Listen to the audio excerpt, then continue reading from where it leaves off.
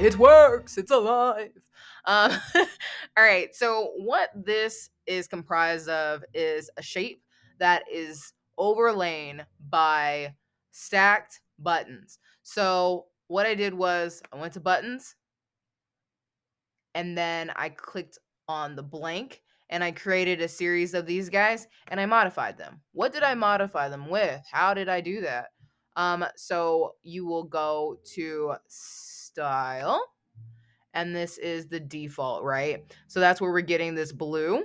And then also it has the icon and then it also has this nice little fill.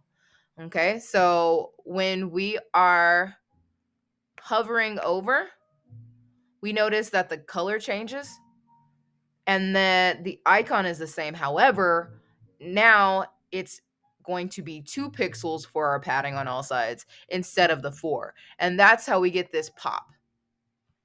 All right. Okay, cool. So next, what is it that we need to do?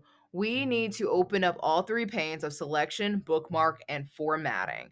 This way we can create the functionality for the hide and the show for our menu option.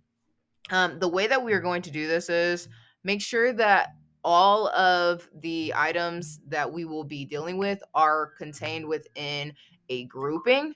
And then once you do that, we are going to see here that our show, we are showing our hide button and we're also showing our business as a service, this conglomeration right here. And then once you are clicking on, once you're creating your bookmark, make sure that you are clicking on the grouping, because if you do not do that, it is not going to work effectively. Trust me, I just did it like 5 times before this video.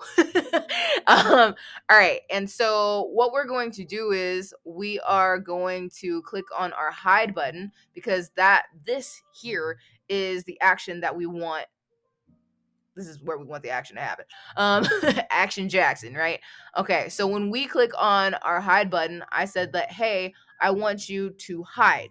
Okay. Likewise, when we go to our hide button and we see the show here, show this business as a service button, I want this to be set to show. So therefore, when we click on this button, we now have our functionality.